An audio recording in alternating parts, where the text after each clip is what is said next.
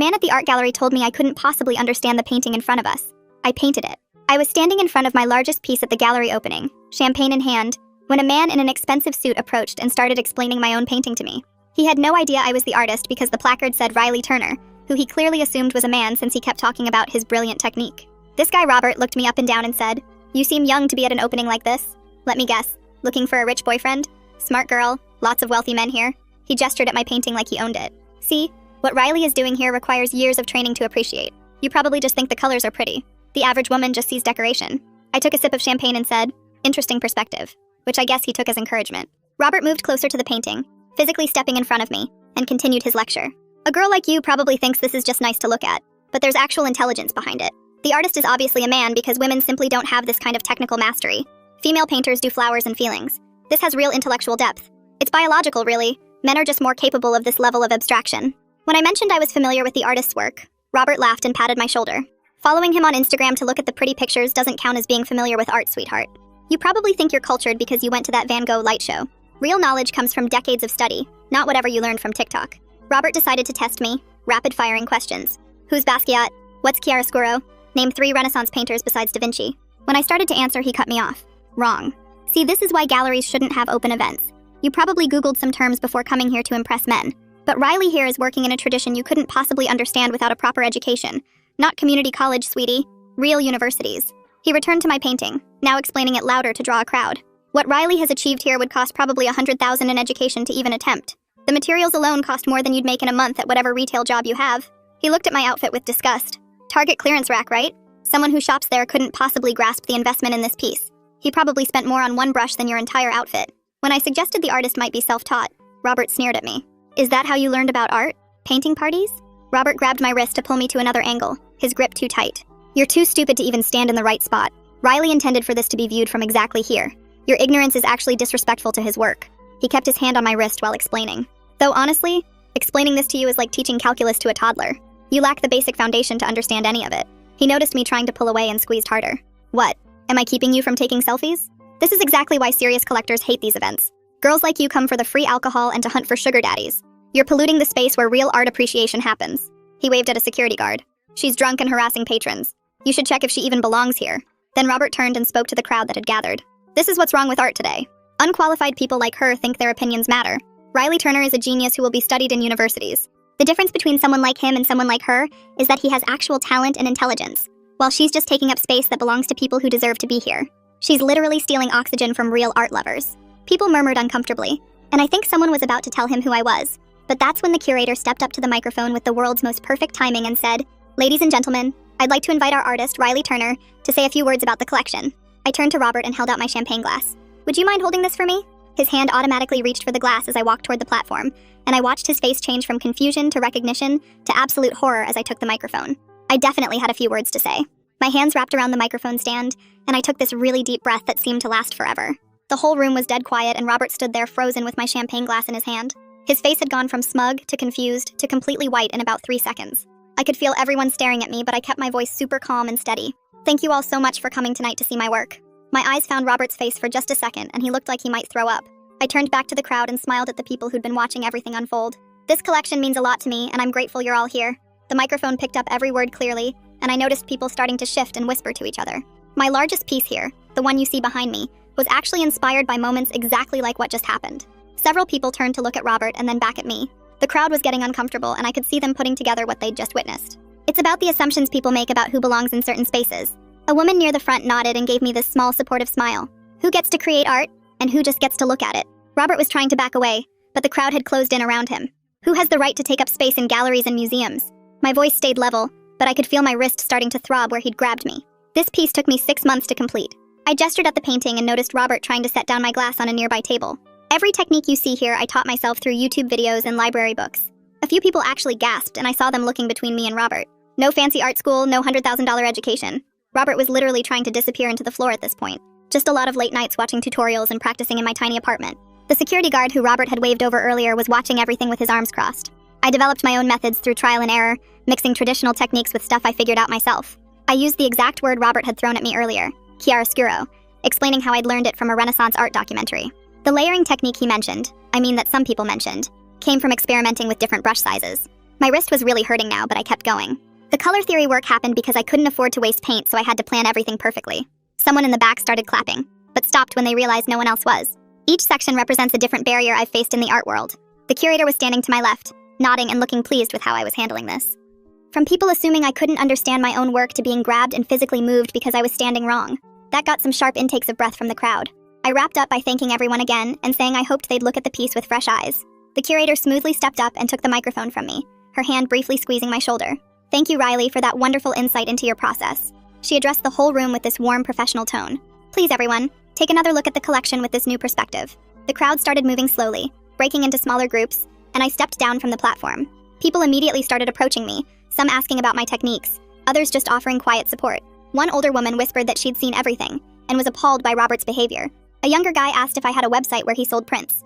I answered questions and shook hands for about 10 minutes, trying to be professional even though my wrist was killing me. That's when I felt someone behind me and turned to find Robert standing way too close.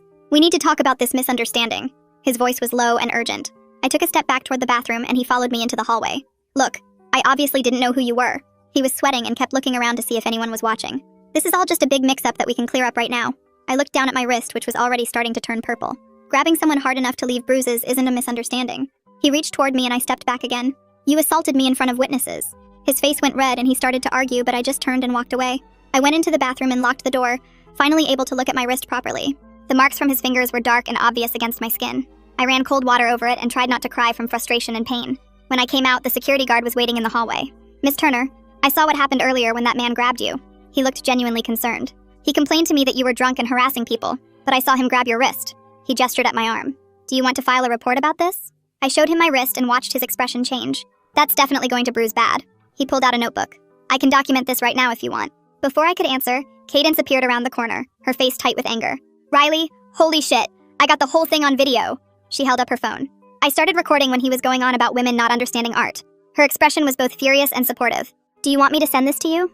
She showed me a bit of the video and I could hear Robert's voice saying women lack the biological capacity for abstract thought. This is evidence if you need it. The security guard looked interested in the video too.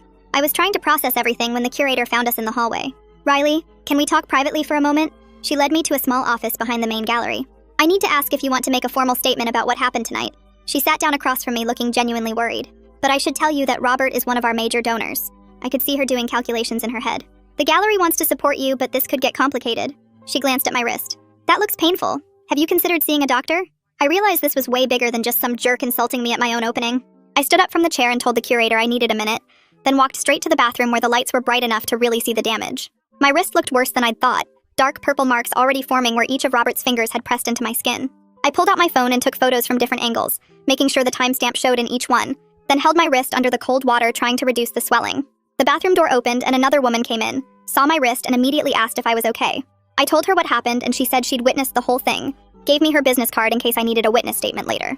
Back in the office, the curator was on her phone looking stressed, and when she hung up, she told me Robert had already called the gallery owner claiming I was trying to ruin his reputation. The next morning, my phone rang while I was still in bed and Weston Mendez introduced himself as the gallery owner, his voice careful like he was walking on broken glass. He asked me to come in that afternoon to discuss the situation, mentioned that Robert was a significant patron who'd donated over $200,000 to the gallery over the years. I could hear him typing while we talked, probably already drafting some kind of damage control statement. After I hung up, my email pinged with a message from Adriana Whitehead, who I recognized as one of the serious collectors from last night. She wanted to discuss purchasing my second largest piece, but asked directly if this drama might affect the work's future value, which made my stomach drop because I hadn't even thought about how this could impact my actual sales. While I was typing a response to her, another email came in from Dorian Holcomb at the local arts magazine, saying 3 different people had contacted him about witnessing something significant at the opening and asking if I'd give him an exclusive interview. I closed my laptop and sat on my couch for 20 minutes, just staring at the wall, then opened Instagram and started typing a post about what happened without using Robert's name. I wrote about gatekeeping in art spaces, about men who think they own culture, about the bruises on my wrist from someone who thought I didn't belong in my own exhibition. Within 10 minutes of posting, my phone started buzzing nonstop with notifications, comments flooding in faster than I could read them. Some were supportive, women sharing their own stories, but others were calling me dramatic, saying I was trying to cancel an innocent man over a misunderstanding. My phone rang and it was the gallery's publicist suggesting I revise my artist statement on their website to something more neutral, avoiding any mention of last night's incident. I told her my work had always been about challenging assumptions and power dynamics, that changing my statement now would be giving in to exactly what Robert represented. She sighed and said she'd have to run this by Weston, that they were trying to protect both my exhibition and the gallery's reputation. The Instagram comments kept coming and some of them turned nasty, people I'd never met telling me I deserved worse than a grabbed wrist, that women like me were ruining art for everyone. One message included my studio address, which I'd never posted publicly, saying they knew where to find me if I kept talking. My hands shook as I screenshot that one and several others that felt genuinely threatening. The security guard from the gallery called and asked if I could come by to file an official incident report, since he'd witnessed Robert grab me. I met him at the gallery an hour later, and he took photos of my bruised wrist with his work phone, wrote down everything I told him about what Robert said and did. He showed me his initial notes from last night where he'd written that Robert had tried to have me removed for being drunk when I hadn't even finished one glass of champagne. The whole process took an hour and felt weirdly official, like this was becoming something legal instead of just an ugly incident at an art opening. While I was there, I asked Weston directly to ban Robert from the gallery for the rest of my exhibition's run. He shifted in his chair and said he'd need to review the security report first, that banning a major donor required board approval, but he'd consider it seriously. I could tell he was calculating the cost of losing Robert's donations against the bad publicity of keeping him around. That evening, Cadence sent me the video file through a secure link, and we sat in her apartment watching it together on her laptop. The audio was clear enough to hear Robert saying women lack the biological capacity for abstract thought, that I was probably there hunting for sugar daddies. We talked for 2 hours about whether making it public would help or just turn everything into a circus. She pointed out that going viral might bring attention to my art for all the wrong reasons, but staying quiet meant Robert would keep doing this to other women. We couldn't figure out the right answer, just kept going in circles about consent and consequences, and what would actually create change versus what would just create drama for drama's sake. My phone buzzed with a text from Adriana asking if she could stop by the gallery to discuss purchasing one of my pieces. I met her there the next afternoon, and she walked straight to my second largest painting, the one with the deep blues and copper streaks running through it. She stood there for a full minute just looking at it before turning to me and saying she wanted to place a hold on it, but wondered if I'd consider a discount given everything that happened at the opening. Her fingers traced the air in front of the painting, while she explained that while she loved the work, she worried about the drama affecting its value, and whether other collectors might see it differently now. I felt my stomach tighten, because this was exactly what I'd been afraid of, that Robert's behavior would actually cost me sales and opportunities. She offered 20% less than the listed price, which meant losing almost $3,000 on a piece I'd spent 4 months creating. I told her I'd think about it and get back to her by the end of the week. That same evening, my friend who works as a lawyer called and asked if we could grab coffee because she'd seen my social media post and wanted to talk about the legal stuff. We met at the place near my apartment and she pulled out a legal pad, drawing diagrams while explaining defamation law and how even though what Robert did was wrong, I had to be really careful about what I said publicly. She explained that truth is a defense, but I'd need proof for everything, that saying he assaulted me was risky without witnesses willing to testify, and that his wealth meant he could drag out a lawsuit even if he couldn't win it. She suggested sticking to provable facts like what he said in front of witnesses, and avoiding anything that could be seen as opinion or interpretation. Her pen tapped the paper as she listed all the ways this could go wrong legally. How even being right doesn't mean you can afford to fight in court. I recorded our conversation on my phone so I could remember all the details later. The next morning I drove to urgent care because my wrist was still hurting, and I wanted official documentation of the injury. The waiting room was packed, and it took 3 hours before they called my name. The doctor examined my wrist, moving it in different directions while I explained what happened at the gallery. She said it was a minor sprain, nothing broken, but there was clear bruising and swelling consistent with someone grabbing me too hard. The exam cost me $85 after my insurance, money I really couldn't spare, but I needed that documentation. She printed out the report with photos of the bruising and told me to ice it and take ibuprofen for the pain. I stopped at the pharmacy on the way home and spent another $12 on supplies. Dorian called while I was icing my wrist and asked if we could meet to discuss his article idea. He came to my studio the next day with his recorder and notebook, looking at my paintings while outlining his plan to write about systemic sexism in galleries without naming Robert specifically. He said he could reference a recent incident and use it as a jumping-off point for a bigger conversation about how women artists are treated in these spaces. This felt like a compromise that would address the issue while protecting everyone legally, though part of me wanted him to name names and burn it all down.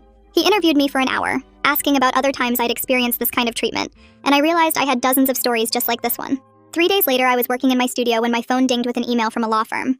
My hands literally shook as I opened it and read the formal warning from Robert's lawyer about potential legal action if I continued discussing the incident publicly. The letter used words like defamation and malicious intent and damages to reputation, and threatened both civil and criminal proceedings if I didn't stop immediately. I forwarded it to my lawyer friend within 30 seconds of reading it, my heart pounding so hard I could feel it in my throat. She called me back within an hour and said the letter was mostly intimidation tactics, but we should take it seriously because he had the money to make my life hell even with a weak case. The gallery called the next morning, and Weston's assistant said they wanted to propose a mediated meeting between Robert and me to resolve things quietly. I agreed, but told them I needed witnesses present, and we'd have to agree beforehand about what we would and wouldn't discuss. They scheduled it for the following Tuesday at 2 o'clock in the gallery's conference room. I spent the weekend preparing, writing down everything I wanted to say, and practicing in front of my bathroom mirror. Tuesday came, and I walked into that conference room to find Robert already there with his lawyer, looking annoyed like this was wasting his time. The mediator was a woman in her 50s who kept talking about finding common ground and moving forward positively. Robert offered what he called an apology, but it was really just him saying he was sorry for any misunderstandings, and that he never meant to cause offense. He kept talking about his passion for art, and how sometimes that passion could be misinterpreted, never once acknowledging that he'd grabbed me, or said those horrible things about women. I stated clearly that he had physically hurt me and insulted me based on my gender, that this wasn't about misunderstanding, but about his behavior. His lawyer kept interrupting to rephrase what Robert was saying, trying to make it sound better without him actually taking responsibility for anything. After an hour of this circular conversation, the gallery's publicist suggested we take a photo together, shaking hands for their newsletter to show everything was resolved. I refused immediately, explaining that forced reconciliation photos would invalidate my experience and undermine everything my art stood for. Robert's face turned red and he muttered something about me being difficult, which his lawyer quickly talked over. The meeting ended with nothing really resolved except an agreement that Robert wouldn't attend any more events during my exhibition's run. 2 days later, Adriana texted asking if she could visit my studio to see more of my work. She arrived with coffee and spent 2 hours really looking at everything, asking questions about my process and themes. She told me that witnessing the incident at the opening actually helped her understand my work better, that she could see now how I was exploring power and assumptions in every piece. She ended up buying 2 smaller pieces at full price along with the larger one she'd originally wanted, saying she'd changed her mind about the discount after really understanding what the work meant. After she left, I sat down at my computer and typed up a formal complaint to the gallery with all my documentation attached. I included the medical report from urgent care, timestamps of everything that happened, screenshots of threatening messages I'd received, and a detailed timeline of events. I sent it to Weston directly with a request for a formal review and specific actions to prevent this from happening to other artists. His assistant acknowledged receipt within an hour and promised a thorough review within the week, though I wondered if anything would really change or if this was just paperwork to protect them legally. 3 days later, an email arrived from Weston with a draft of new event guidelines attached, asking for my input on the language. I opened the document and read through 6 pages of rules about appropriate behavior at gallery events. Most of it looked good, but the consequences section just said things like, may result in removal, without being specific. I typed up my feedback suggesting they add clear statements about banning people who grab artists or make discriminatory comments. The next morning, Dorian sent me a link to his article on the local arts website with a note saying it was already getting shared everywhere. The piece talked about patterns he'd noticed at galleries over the years without naming Robert or me directly. He wrote about wealthy collectors treating artists like servants and how galleries often protected donors over creators. Within 2 hours, the article had over 3,000 shares, and the comments section exploded with stories from other artists. Some painters shared times they'd been talked down to at their own openings. Photographers described collectors explaining their own work to them. Sculptors wrote about being mistaken for assistants at their exhibitions. But mixed in with the support were angry comments from collectors saying artists should be grateful for any attention. Some people wrote long posts about how this was just cancel culture destroying the art world. A few collectors threatened to stop buying from galleries that sided with sensitive artists. I closed my laptop after reading one particularly nasty comment about female artists playing victim for attention. My phone buzzed with Instagram notifications every few minutes, but I turned them off to protect my peace. That evening, a message came through from someone named Sarah who said she was 22 and just starting to show her work. She wrote that the article made her feel less crazy about her own experiences at galleries. She'd been grabbed by an older man at her first group show who told her she was too pretty to waste time painting. Reading her message reminded me this was bigger than just my situation with Robert. The next afternoon, I got a text from the security guard at the gallery with a photo attached. The image showed Robert arguing with staff at the entrance to a new exhibition opening. The guard wrote that they'd turned him away based on the pending review of my complaint. I felt my shoulders relax, knowing the gallery was actually doing something even if it was temporary.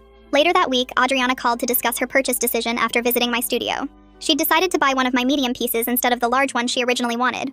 The price was $12,000 instead of $25,000, but she said it fit her collection better. I wondered if she would have bought the bigger piece at full price if the whole Robert thing hadn't happened. After hanging up, I sat at my kitchen table with my calculator and notebook to figure out my finances. The gallery would take 40% of the $12,000, leaving me with $7,200. My urgent care visit cost $350 after insurance. Rent was due in 5 days at $1,800. After supplies and other bills, I'd have enough to get by, but not much extra. The math was tighter than I'd hoped for my first big sale, but at least I could pay everything. Monday morning brought another email from Weston with the final version of the gallery's new code of conduct. They'd added most of my suggestions, including specific language about physical contact and harassment. The document now stated that anyone who grabbed an artist or made discriminatory comments would be immediately removed and banned. I drove to the gallery that afternoon to see them installing a large sign by the entrance with the new rules. The sign listed prohibited behaviors in clear language and included a QR code for reporting problems. Seeing it posted publicly felt like a real victory, even though it shouldn't have taken this long. 2 days later, a certified letter arrived from Robert's lawyer with one final statement. The letter said their client would have no further contact with me if I agreed to stop discussing the incident publicly. I read it twice, then put it in my filing cabinet without responding since silence seemed like the best answer. That weekend, I got an email from a community art center downtown asking if I'd be interested in giving a talk. They wanted me to speak to young artists about navigating gallery openings and dealing with difficult collectors. I wrote back immediately saying yes, and we scheduled it for the following month. Preparing for the talk gave me something positive to focus on instead of dwelling on the drama. I started making notes about practical tips like bringing a friend to openings and documenting any problems. The community center posted about my upcoming talk on their social media, and within a day, 50 people had signed up. Several messages came from art students saying they were excited to hear my advice about the gallery world. One girl wrote that she'd been too scared to show her work after hearing horror stories, but my story made her want to try. I added more practical content to my talk about setting boundaries and knowing your rights as an artist. The week before my talk, I practiced in front of my bathroom mirror, timing myself to make sure I covered everything in an hour. The day after my talk, I walked into my studio and stood in front of a fresh canvas for the first time since the opening. My hands moved without planning, mixing colors that felt different from my usual palette, bolder and taking up more space on the canvas. The brush strokes came out wider and more confident as I worked through what had happened over the past weeks. I painted for 6 hours straight without checking my phone once, just letting the work flow out of me. When I finally stepped back, the piece looked nothing like my previous work, but somehow felt more like me than anything I'd made before. That evening, I opened my laptop and clicked through my social media settings to add keyword filters for certain words I didn't want to see anymore. Cadence came over with Takeout and helped me set up moderation rules, so comments would need approval before showing up publicly. She showed me how to block entire domains and turn off message requests from people I didn't follow. We spent 3 hours getting everything locked down tight so I could control who had access to my online space. The next morning, I drove to the gallery to drop off some business cards and saw the security guard who'd helped me that first night. I walked over and thanked him for filing that report and taking photos of my wrist when Robert had grabbed me. He told me the gallery had brought in a trainer last week to teach all the staff how to handle situations like mine. The training covered recognizing problem behavior early and stepping in before things got physical with artists or other guests. He said he was proud of how I'd handled everything and that my speaking up had made the gallery safer for everyone. His words stuck with me as I drove home, making me feel like maybe something good had come from all this mess. 2 days later, Cadence and I met for coffee at our usual spot near the community center. She pulled up the video on her phone of me handing Robert my champagne glass, and we actually laughed at his face in that moment. We talked about how perfect the timing was with the curator calling me up right then to speak. Cadence said the look of horror on his face when he realized who I was would never get old. Finding the humor in that one moment helped me feel less like a victim and more like someone who'd handled a bad situation well. The exhibition's final weekend arrived, and I spent both days at the gallery watching people look at my work. 3 pieces sold on Saturday, including one to a collector who'd driven 4 hours just to see the show. Sunday brought 2 serious inquiries from collectors who wanted to visit my studio to see more work. My paintings were finally speaking for themselves without the drama of opening night hanging over them.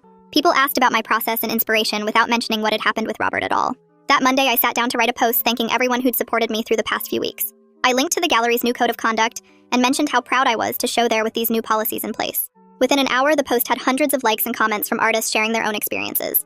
3 other galleries messaged asking for copies of the policy language to adapt for their own spaces. Seeing other venues take this seriously because of what I'd shared made all the stress feel worth it. Wednesday afternoon, Weston called to tell me the board had made their final decision about Robert. He was banned from all gallery events for 6 months with a review after that period to decide if he could return. Weston said Robert would need to complete sensitivity training and write a formal apology before they'd even consider letting him back. It wasn't the permanent ban I'd hoped for, but hearing that a major donor faced real consequences felt like more than I'd expected. The next week, I was back in my studio working on a new series when I noticed my hospital wristband still sitting on my desk. I picked it up and pinned it to the corkboard above my sketches, next to photos of my finished pieces. Every time I looked at it, I remembered that speaking up had mattered even when it was scary and hard. I squeezed fresh paint onto my palette and picked up my biggest brush to start a new canvas. The work felt different now, like I had permission to take up all the space I needed without apologizing for it. My phone buzzed with a text from Cadence saying another gallery wanted to talk to me about a group show next year. I smiled and turned the phone face down to keep painting, because right now this moment of creating was exactly where I wanted to be. Thanks for letting me wander alongside you through all of this today. It's definitely been interesting sharing these moments together. Take care.